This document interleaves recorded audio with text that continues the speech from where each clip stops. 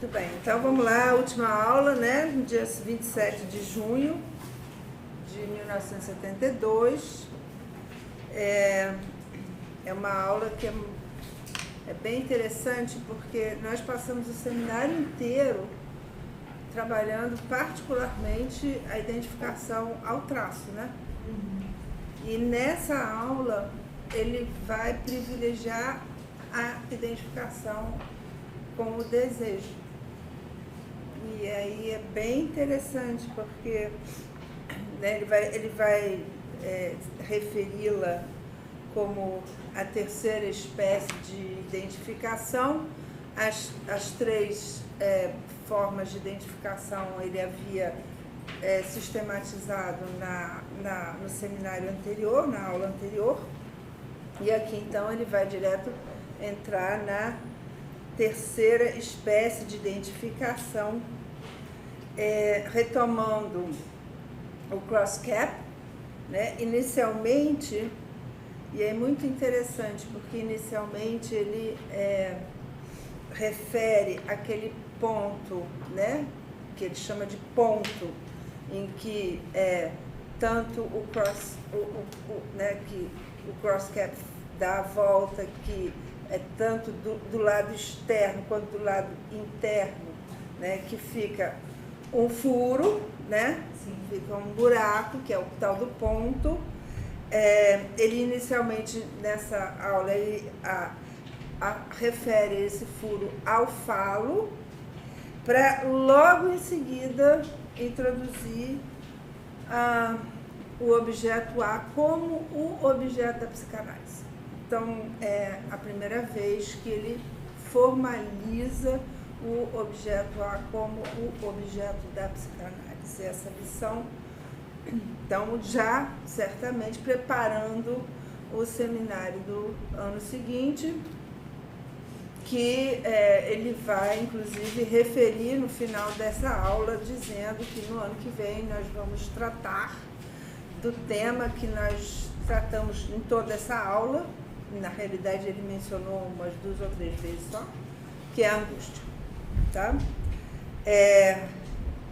Então, como que ele introduz, né, o ponto do cross-cap aqui, né, esse falo, eis essa função mágica que é aquela implicada em todo o nosso discurso há muito tempo, né? Então é assim que ele introduz, e aí ele diz o quê? É porque hoje quero colocar o acento sobre esse ponto, quer dizer, sobre a função de A, o pequeno a, enquanto ele é tanto o que permite conceber a função do objeto na teoria analítica, a saber, esse objeto que a dinâmica psíquica é o que estrutura para nós todo o processo progressivo-regressivo. Isso com o que nós lidamos em nossas relações de objeto e sua realidade psíquica, mas também nosso objeto, o objeto da ciência analítica.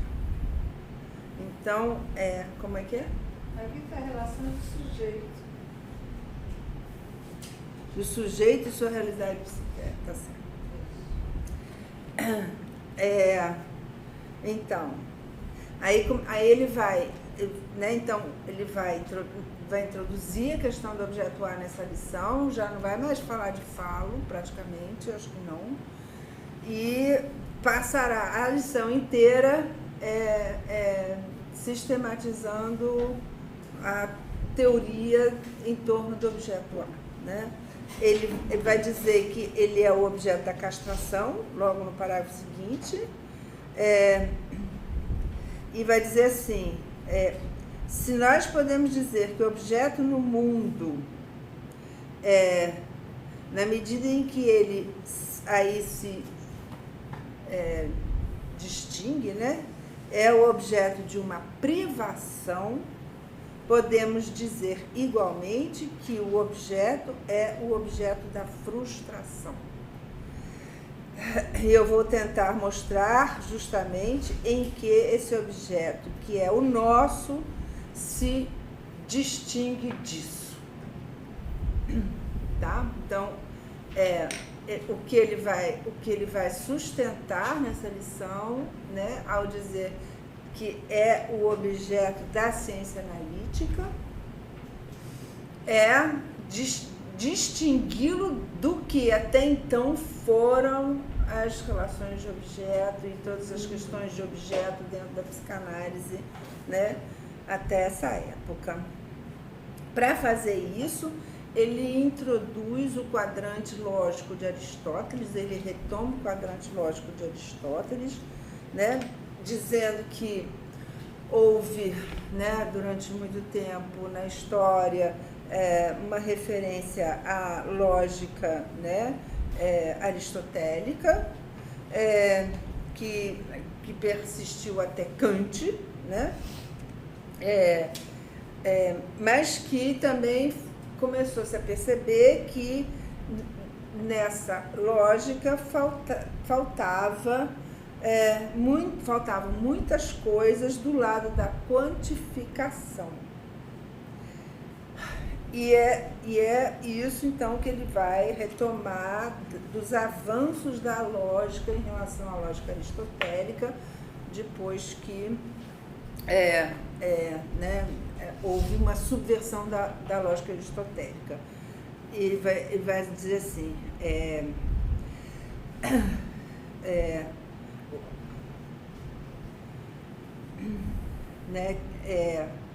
o objeto aristotélico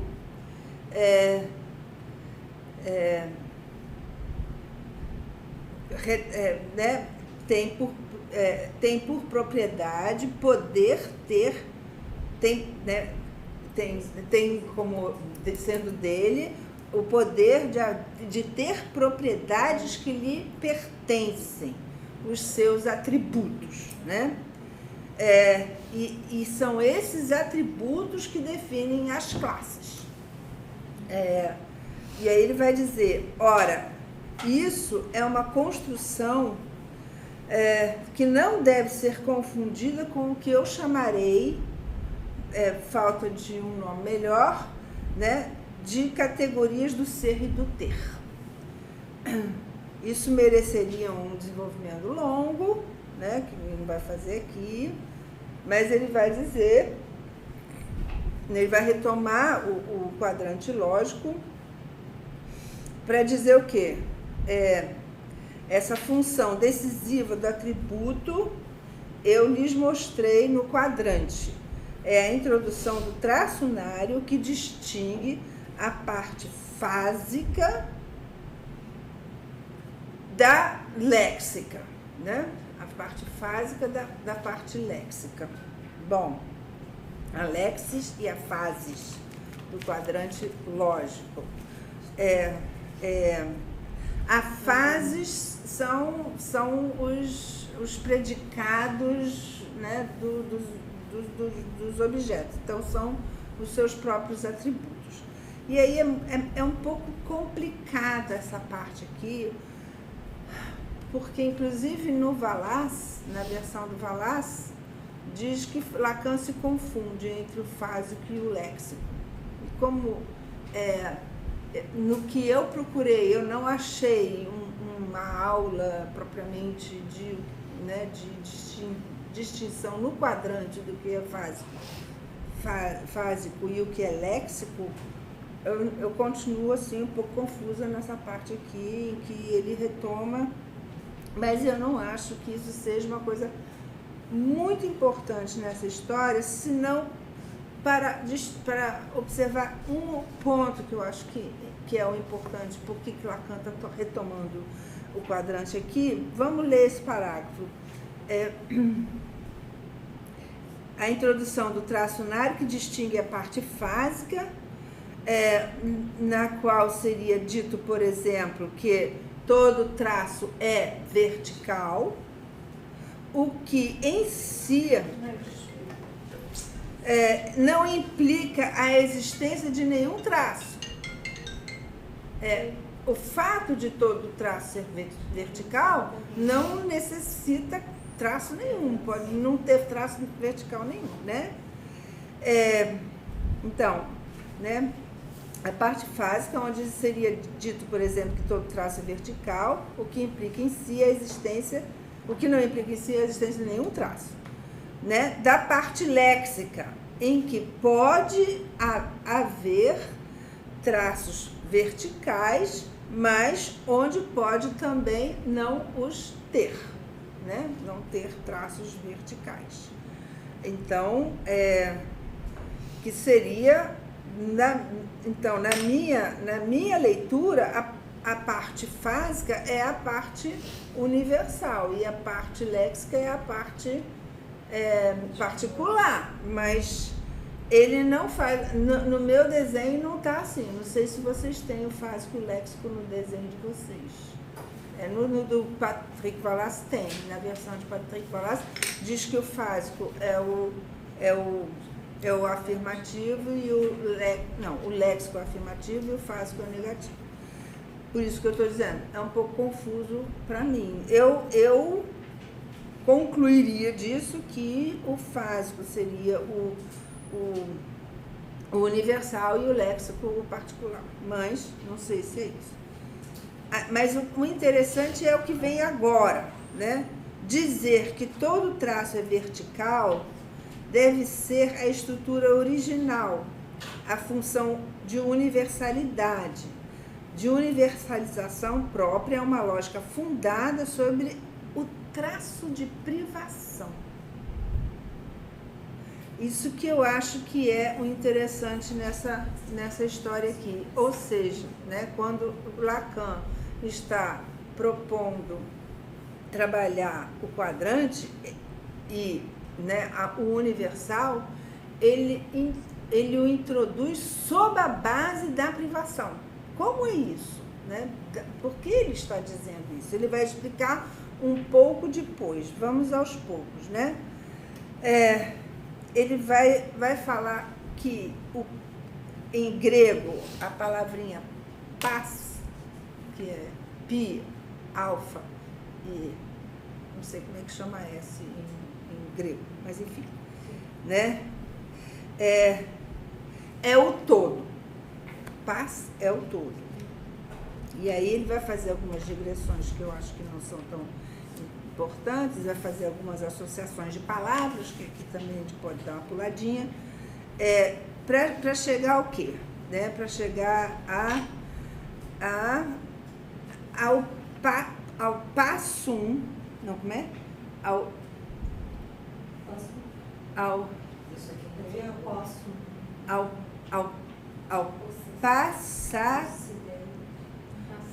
passastai, que seria a possessão. A possessão. E aí o que ele vai dizer? A possessão ou não do traço unário. Né? Ter ou não o traço unário. Né? A possessão ou não do traço unário, do traço característico, eis em torno do que gira a instauração de uma nova lógica classificatória explícita das fontes do objeto aristotélico. Esse termo classificatório, o emprego intencionalmente, e é graças a Lévi-Strauss, em função da articulação que ele faz, né, com a função classificatória e o estado selvagem. Vocês lembram que nós já vimos a questão do estado selvagem da última vez, né?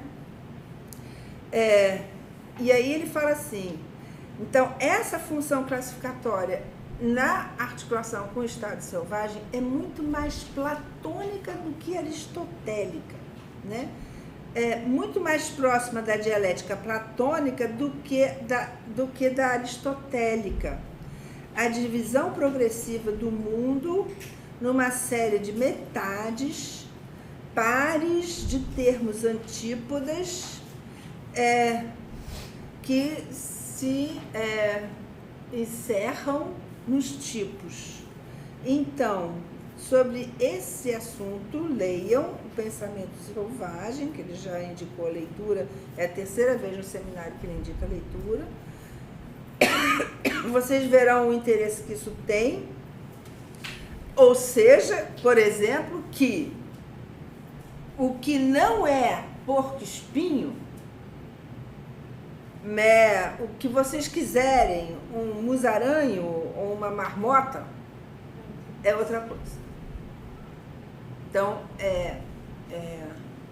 essa seria, então, a classificação no estado selvagem. O que não é um porco-espinho, né, pode ser o que vocês quiserem. Um musaranho, uma marmota, é uma outra coisa. E é por isso, o que caracteriza a estrutura do objeto aristotélico é o que não é porco-espinho, é não porco-espinho. É por isso que eu digo que é a lógica do objeto da privação. Tá?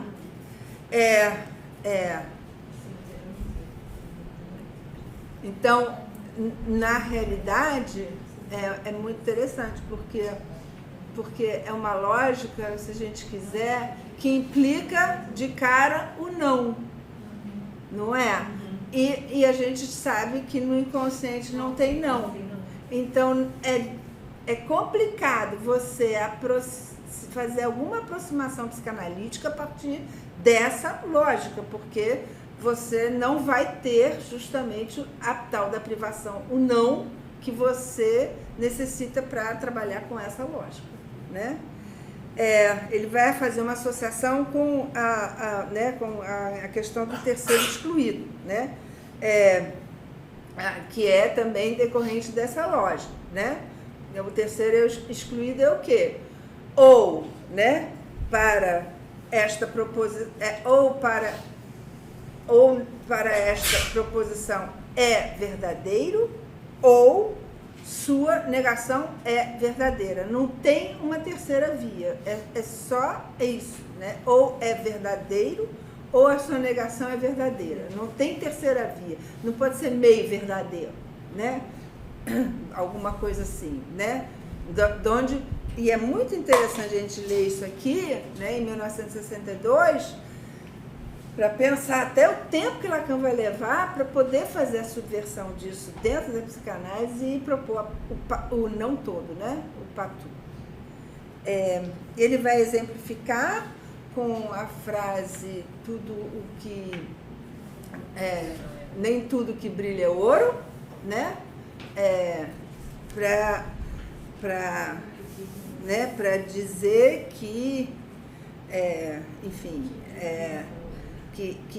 que há esse não todo aí, né? Nem tudo que brilha é ouro. Tem aí então, você não pode nem dizer, você não tem o terceiro excluído, porque na frase nem tudo que brilha é ouro, você já implica, aí ele vai fazer toda uma digressão sobre o ouro é aqui simbólico do que faz brilhar, e se eu posso dizer, para me fazer entender, eu acentuo, né, o que dá ao objeto a cor fascinante do desejo. Pronto. E com isso, logo depois do círculo de Euler, que ele está trabalhando justamente essa questão do não todo, né? Todos os homens, né? Enfim, o ouro que brilha e tal. Logo abaixo ele vai, então, dizer, né? O ouro é isso, o ouro aqui é simbólico do que faz brilhar. Então, a gente pode perfeitamente dizer tudo que brilha é ouro, porque ele é simbólico para o que faz brilhar, né?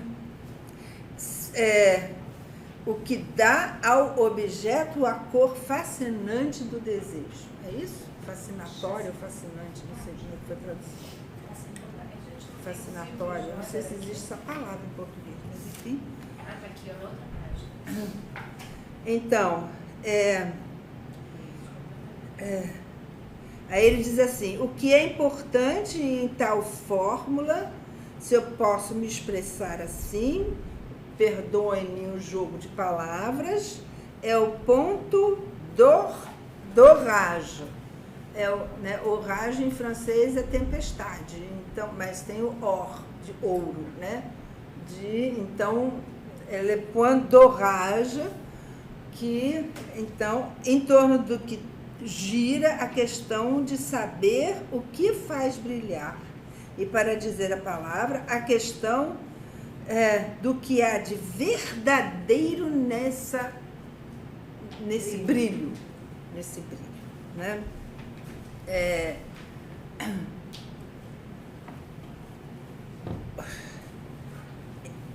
Ele está, não sei se vocês estão notando, ele está se aproximando de metáforas que, né, nos vão levando a esse objeto, né, que brilha, né? Eu não sei porque que foi parar em 18 aqui.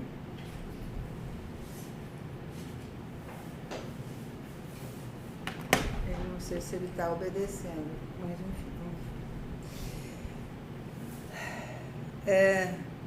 E aí ele diz o quê? E a partir daí, evidentemente, nenhum ouro será suficientemente verdadeiro para assegurar esse ponto em torno do qual subsiste a função do desejo. Ou seja, quando você fala, né, nem tudo que brilha é ouro, né, na realidade, quando você fala que o brilho é do ouro, essa tempestade de brilhos, né, já não é o ouro. O ouro já não é suficiente para transmitir esse brilho. Isso pode estar também em associação com o seminário sobre a transferência, quando o Sócrates fala para o Alcebiades, né, eu não vou trocar o meu ouro com o seu cobre, né, no objeto agalmático da transferência, né? E aí, daí ele conclui, logo em seguida, tal é a característica radical dessa espécie de objeto que eu chamo pequeno a, né?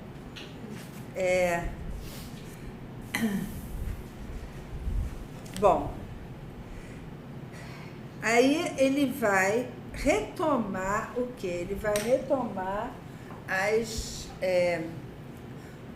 os cross-caps, né? Todos os desenhos de cross-cap que ele veio nos últimos, né, nos últimos desenvolvimentos desse seminário, né, fazendo.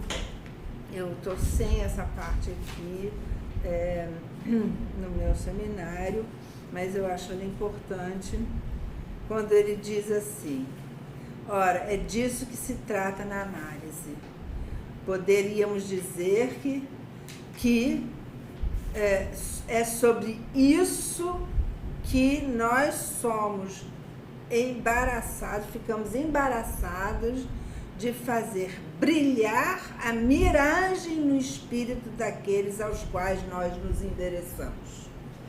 Vocês têm isso? Tem isso. Acho que está no final da página 421. Ou 423.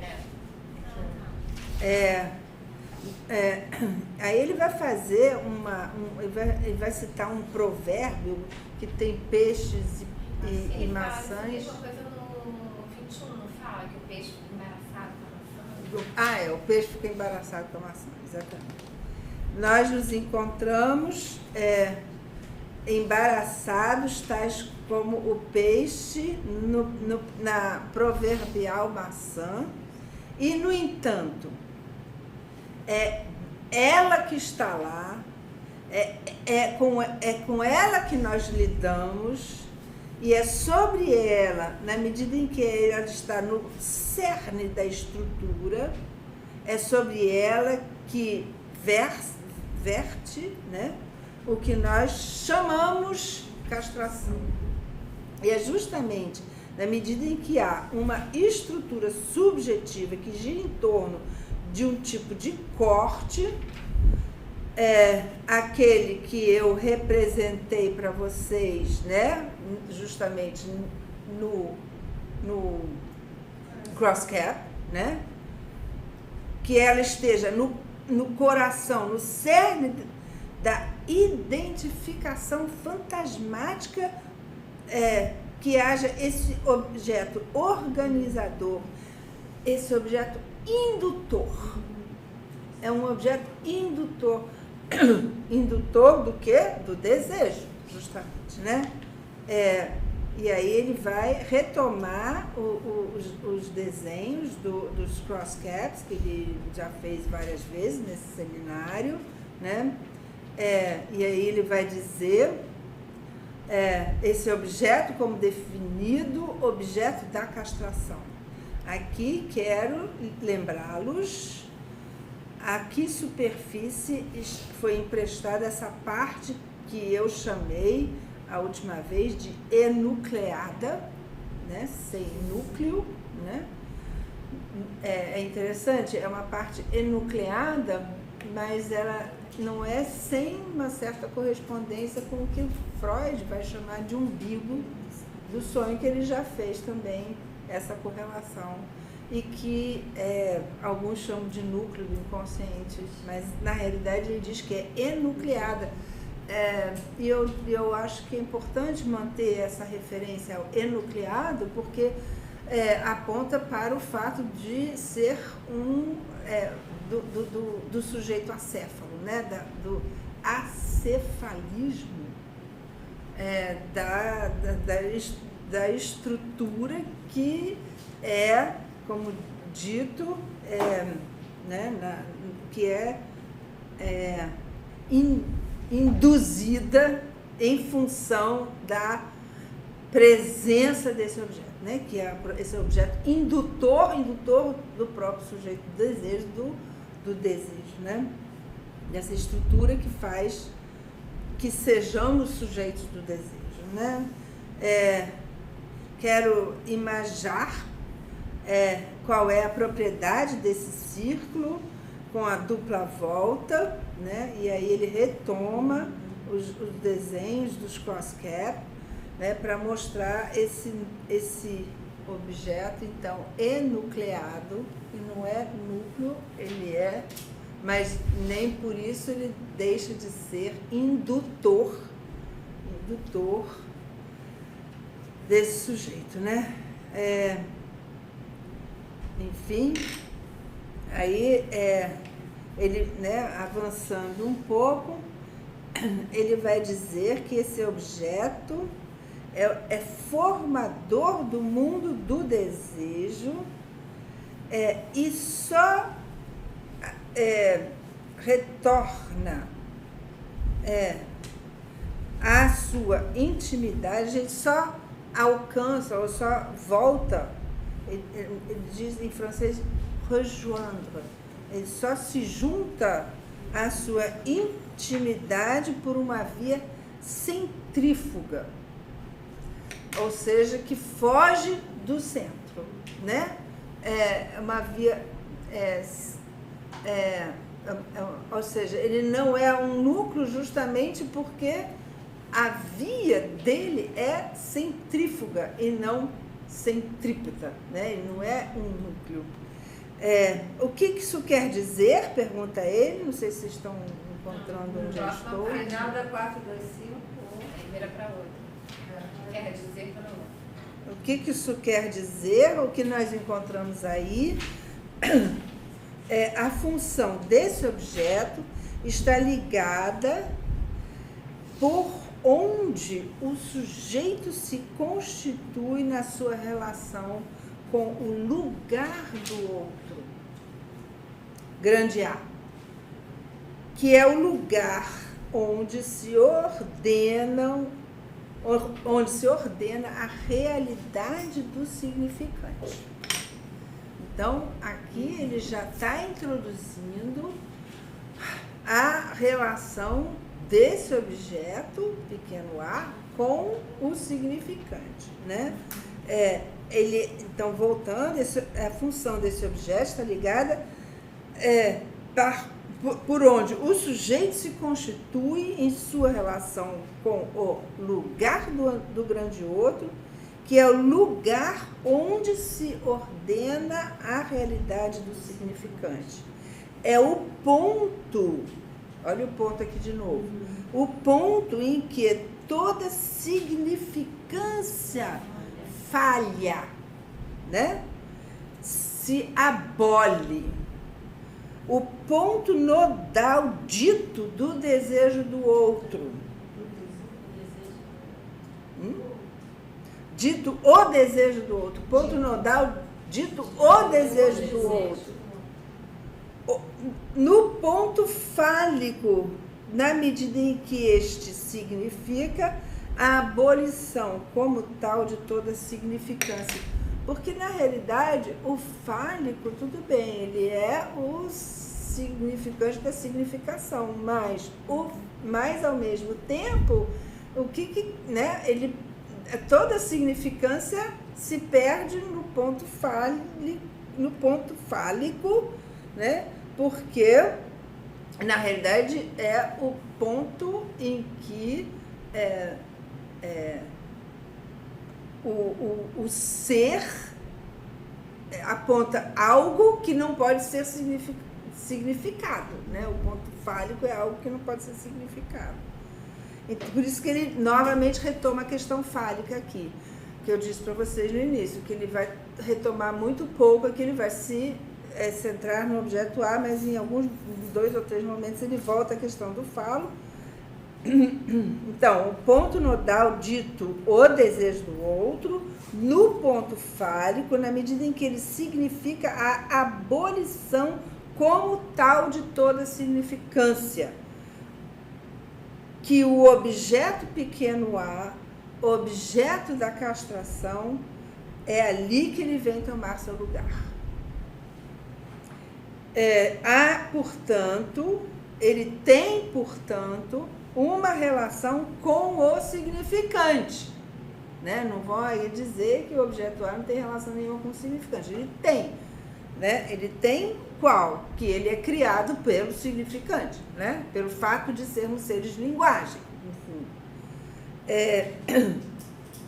E é por isso que eu ainda tenho que lhes lembrar a definição da qual parti esse ano quanto ao significante. O significante não é o signo. E a ambiguidade do atributo aristotélico é justamente de querer naturalizar ou fazer o signo ser natural, do tipo, todo gato tricolor é fêmea, né? Então, seria natural aos gatos tricolores serem fêmea. Com isso, né? Você diz todo gato tricolor é fêmea, ou é verdadeiro, ou nenhum nenhum gato tricolor, como é que é? É macho, né? Nenhum gato tricolor é macho. Daí você não ter a menor possibilidade de pensar um gato tricolor. O que há muitos na torcida do Fluminense, por exemplo. Tem vários gatos. Não é não. O significante, lhes disse, contrariamente ao signo que representa alguma coisa para alguém, o significante é o que representa o sujeito para outro significante. Então, né, eu posso perfeitamente me dizer gato tricolor sem ser fêmea, certo? Muito bem. E aí ele vai tomar o exemplo do selo, né? Não é o selo, como é que fala isso em português? É selo que eles botam aí? Aqui nasceu. É selo. É porque tem o selo de Carta que tinha antigamente. de cera. É selo também que chama? Eu acho que tinha um outro nome, mas tudo bem. Então, o selo, né, seria o exemplo disso. Porque o selo é um objeto, né, mas que na realidade, na carta, quando está numa carta, ele representa um sujeito para um outro significado, né? E aí ele recupera uma imagem, né, que ele achou num antiquário de um selo egípcio,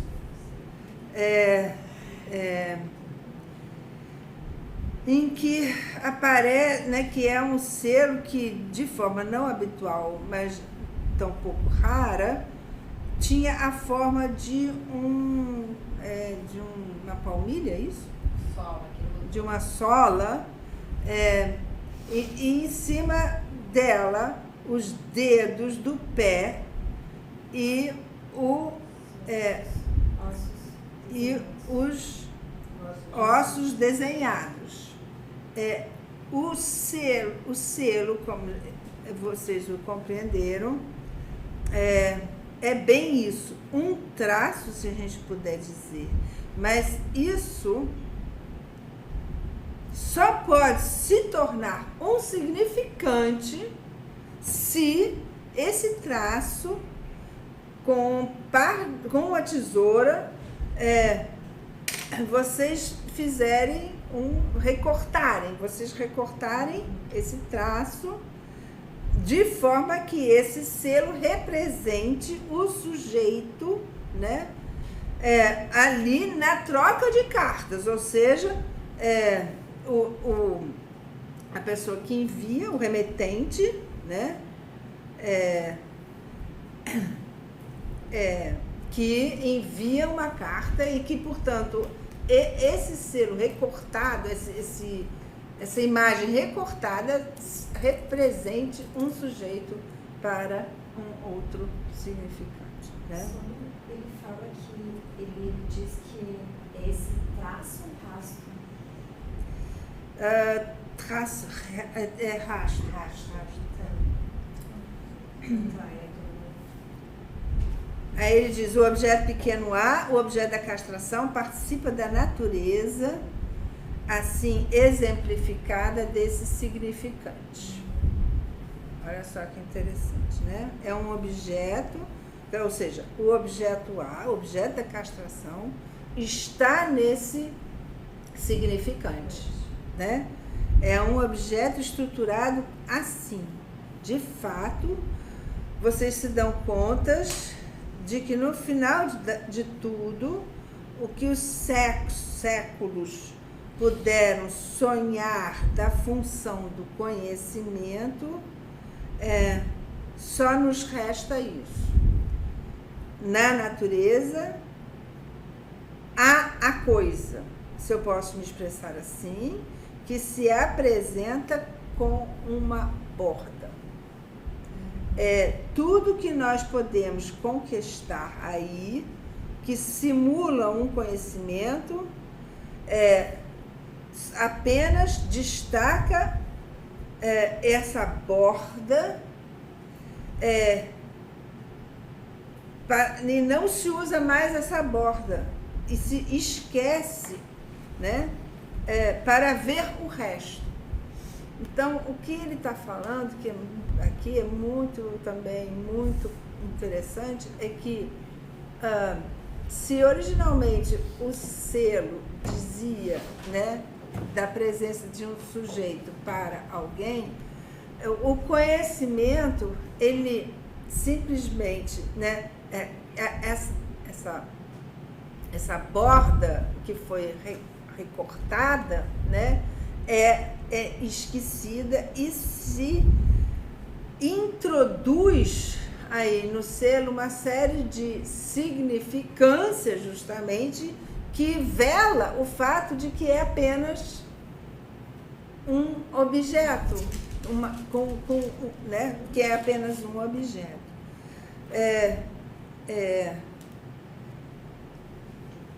Então, se vê somente o resto, que coisa curiosa, dessa extração se encontra completamente transformada, exatamente como o cross-cap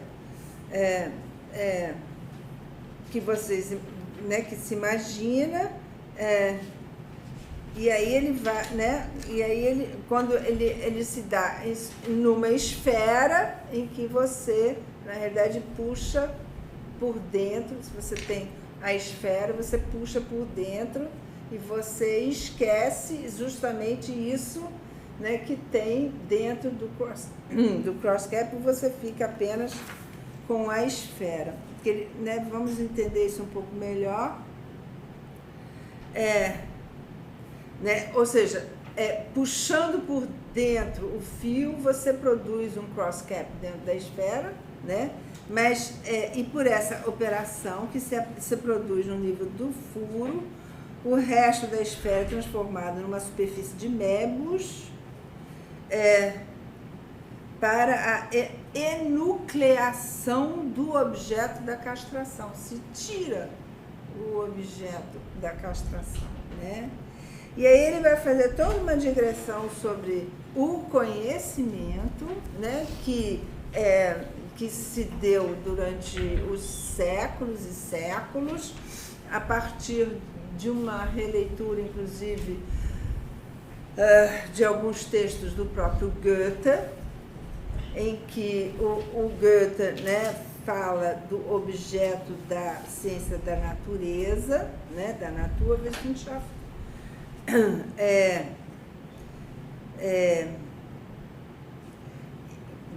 fazendo uma grande crítica desse conhecimento, desse objeto, que é justamente uma forma de velar o que na realidade está ali, né?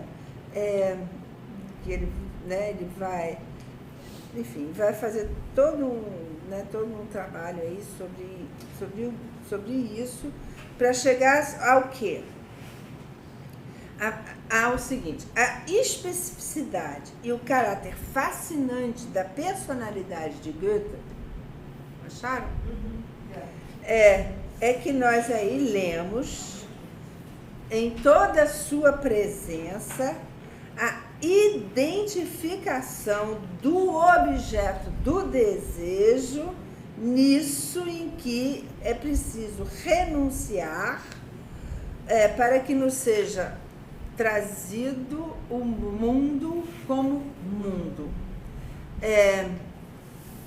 E aí ele vai retomar, né, o trabalho que ele já tinha, né, que ele fez sobre o mito individual do neurótico, em que ele trabalhou Goethe, né, em particular de Poesia e Verdade, em associação com O Homem dos Ratos, né, que é um texto, enfim, que na época não tinha sido publicado, e ele se queixa que ele está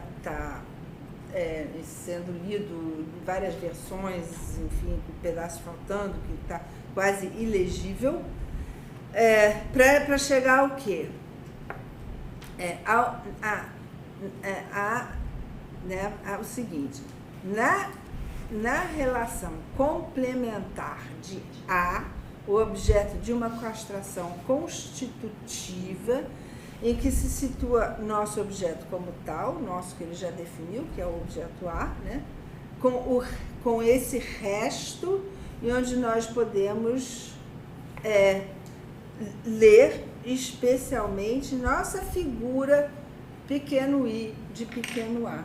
E então ele vai articular isso aqui com o objeto A. Eu não conheço o texto de Lacan em que ele busca discernir este A daqui do objeto A, senão este capítulo do seminário 9. Ele diz assim: na ilusão especular, no desconhecimento fundamental com o qual sempre temos que lidar, o sujeito toma a função de imagem especular sob a forma de idear. Quando ele não tem, se eu posso dizer, nada que ver com ela, nada que ver de semelhante, né? Nada que ver com ela. Ele não leria de nenhuma forma, ali não leria de forma alguma a sua imagem, pela boa razão de que se esse barrado é alguma coisa, essa alguma coisa que ele não é complemento de idear. Quando o pequeno I, fator do pequeno E. Sim, que é idear. Isso poderia ser bastante a causa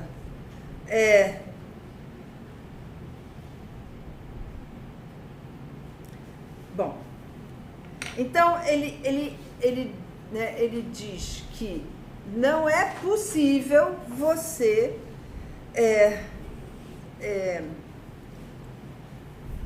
não se dar conta de que é um grande engano, é um desconhecimento você tomar idear como aquilo que você é. Porque o sujeito barrado não tem como ser um complemento do idear.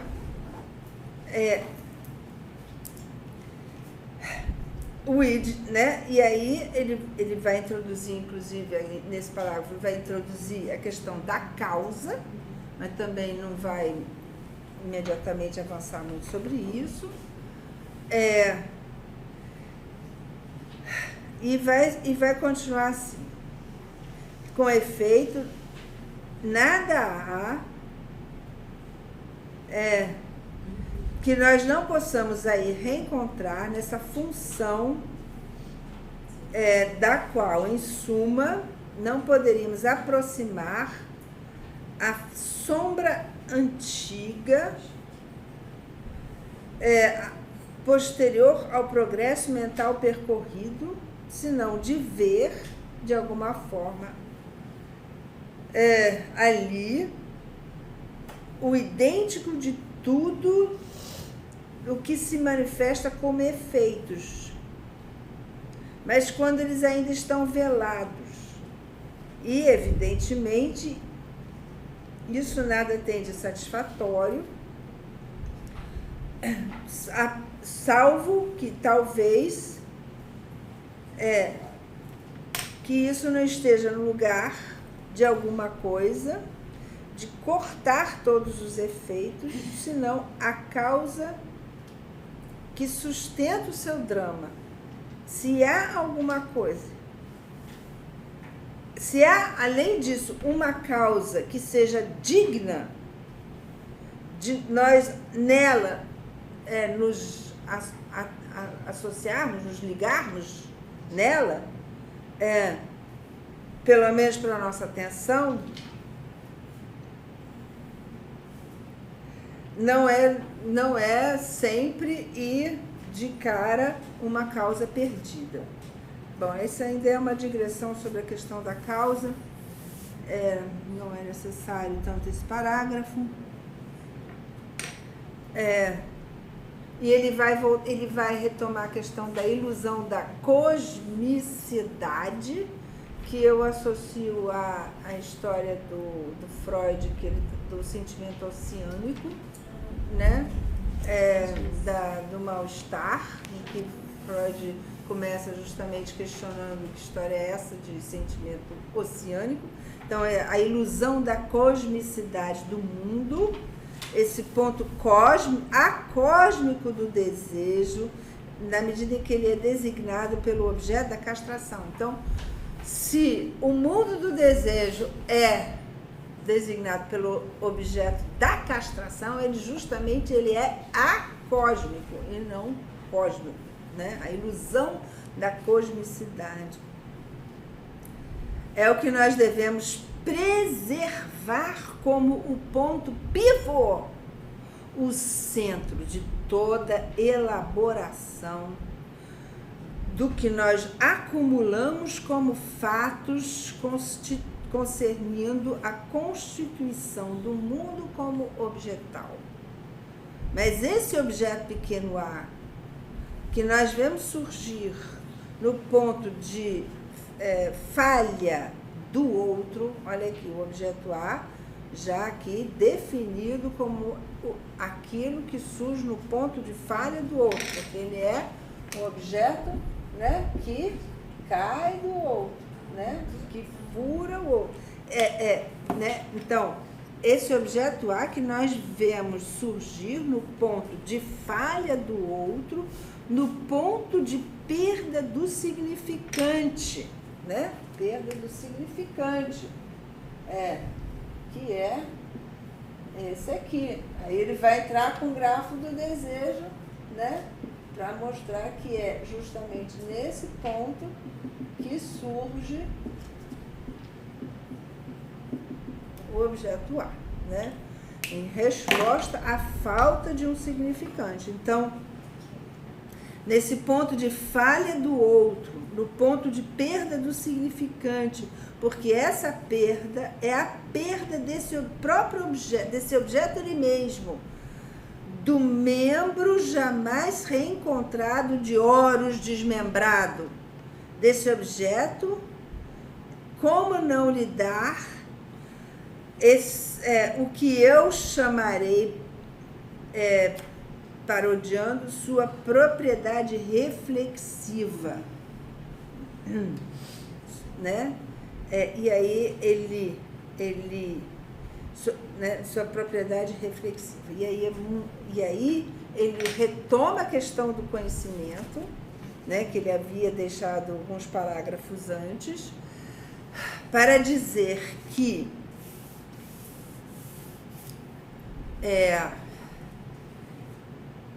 o conhecimento, né, ele foi associado ao ser, né, esse ser que, na realidade, né, se queria ver em idear, né? Esse sujeito que se queria ver complemento desse pequeno A, que, né, essa consistência ontológica do ser, do sujeito, melhor dizendo, né, a consistência ontológica, ou seja, que vem do ser, a consistência ontológica do sujeito que se queria ver na imagem ideal, né, na realidade, um engano que o pensamento ocidental persegue desde Parmênides, quando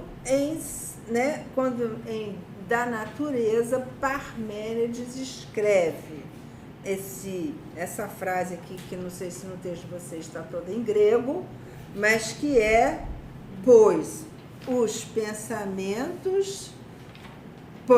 pensamento é a mesma coisa que o ser,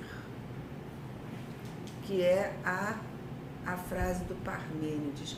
E aí ele vai dizer, né, essa fórmula que por muito tempo serviu a confundir o que não é sustentável, o ser e o conhecimento, né, o ser e o conhecimento não quer dizer outra coisa senão isso, essa fórmula, né, essa fórmula do Parmênides, que durante muito tempo serviu para confundir em relação ao correlativo pequeno a, ao que resta quando o objeto constitutivo da fantasia se separou, né, do outro, provocando então um outro barrado, né? Faltando uma coisa nesse outro, um outro falho. Então, quando ele se separa desse outro, então esse objeto constitutivo da fantasia, quando ele se separou, no momento em que isso aconteceu, ser e pensamento estão do mesmo lado desse pequeno a. Pequeno a é o ser, enquanto ele é essencialmente faltando ao texto do mundo. Ele falta, ele é o que é o ser enquanto faltando do texto do mundo. E é por isso que em torno do pequeno a pode deslizar tudo que se chama retorno do recalcado, quer dizer, aí se trai a verdadeira verdade que nos interessa e é sempre o objeto do desejo, enquanto na medida em que toda a humanidade, todo o humanismo está construído para marcá-lo. Nós sabemos, por nossa experiência,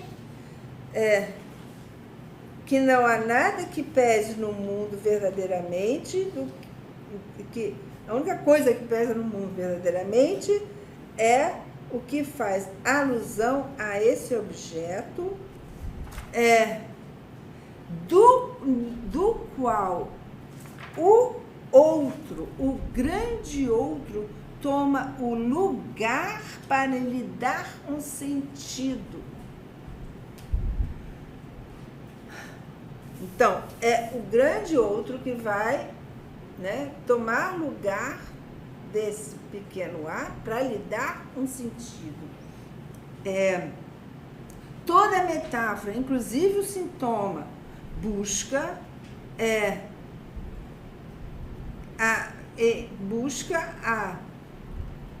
tirar esse objeto de sua significação, mas toda a pululação de sentido que ele possa engendrar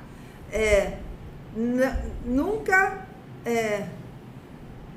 estanca aquilo de que se trata nesse furo de uma perda central. É isso mesmo, em português? E aí ele vai falar, e é isso o que a reflexão imaginária cobre, né?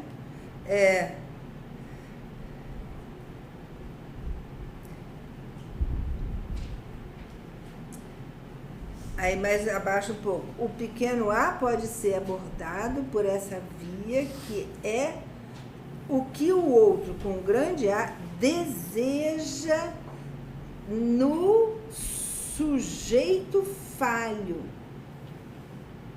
na fantasia. O S barra. Lemos de novo. O pequeno a pode ser abordado por essa via que é o que o outro deseja no sujeito falho, na fantasia, o S barrado. Então, é o que o outro deseja que o sujeito seja dividido, né? É isso. É porque lhes ensinei que o medo, é medo que está escrito aí? Temor. O temor do desejo é vivido como equivalente à angústia. Que a angústia é o temor do que o outro deseja em si do sujeito. Né? A angústia, ela surge ali onde o sujeito teme o desejo do outro para com ele, né? Esse em si fundado justamente sobre a ignorância do que é desejado no nível do outro, porque não se sabe, na medida em que falta um significante ao outro. Então não se sabe o que o outro deseja, né? Mas o temor desse desejo, encontrar-se com esse desejo, né? É o que é temeroso, né? Na história da cultura. É do lado do outro que o pequeno A aparece. Não como falta, não tanto como falta, mas como ser. Como ser. Être. Porque dá como a ser. Como a ser. Como a ser. Né? É do lado do outro que o pequeno A aparece, não tanto como falta, mas como a ser. E aí ele vai retomar a referência ao Tasdim, do Seminário sobre a Ética, né? E vai, inclusive, né, sair também dessa noção de que pela qual ele introduziu a questão nessa lição, que é do fascínio, do brilho, né, da gaumático que é esse objeto, para introduzir a face de horror desse objeto, né? Então, lá embaixo é também a revelação do pequeno A para além dessa imagem, mesmo aparecendo sob a forma a mais horrível, e que se manterá sempre o reflexo. E aí ele vai buscar em Maurice Blanchot um texto que ele vai citar. Eu acho que isso nunca aconteceu com Lacan, citar um texto inteiro, de uma página quase, do Maurice Blanchot, que talvez fosse interessante, mas a gente já está na hora, né? Enfim, vocês podem ler, que é bem legal, né? Para finalmente, né, dizer, né, que o pequeno I de pequeno A, ou seja, isso aqui, né, e o pequeno A, logo depois da citação toda do Maurice Blanchot, né, sua diferença, então, o pequeno A é diferente de pequeno I de pequeno A, né, sua complementaridade é a máscara que um constitui para o outro, ou seja, pequeno I de pequeno A constitui uma máscara para o A, né? Isso aqui, na realidade, vela o A, né? Eis onde eu os teria, até onde eu os teria levado esse ano. Pequeno I de pequeno A, I de A, sua imagem. Então, não é sua imagem, ela não o representa, não representa esse objeto da castração. Então, é uma imagem que você se engana, você desconhece nessa imagem, ela é absolutamente enganosa, porque ela, na realidade, não é sua imagem, na medida em que esse barrado não faz imagem com o pequeno I de pequeno A, né? Esse barrado faz par com o objeto A e não com o pequeno I de pequeno A.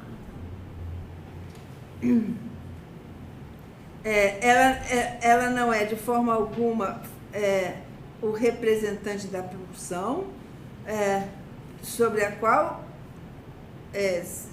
se dirige eletivamente o recalcamento. E por uma razão dupla. É que essa imagem não é nem a Fostelon, porque ela própria é um objeto, uma imagem real, nem um objeto que não seja o mesmo que o pequeno A, e que, portanto, não é tampouco seu representante.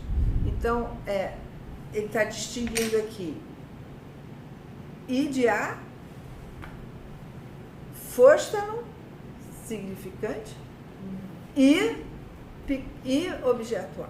Está distinguindo essas três coisas, né? O desejo, não esqueço, no grafo, onde ele se situa, ele visa S barrado corte de A. Né? Porque aqui, desse lado, no grafo, a gente vai ter o quê? O desejo. Então, ele visa o objeto, né? Ele visa o sujeito barrado cortear a fantasia sob um modo análogo àquele do pequeno M ou do pequeno do moi no estágio, no primeiro estágio do grafo, né? Isso quer dizer o quê?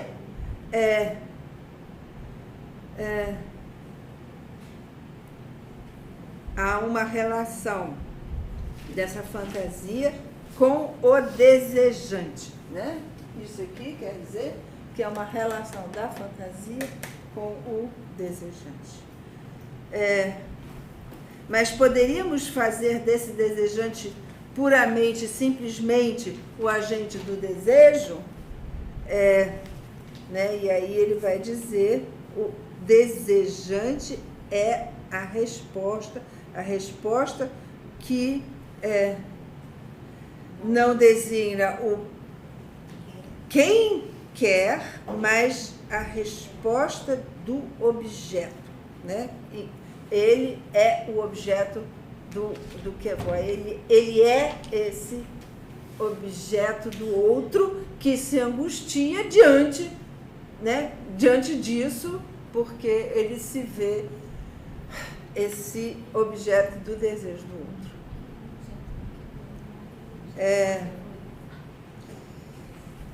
É isso, gente. Eu acho que é fundamentalmente isso.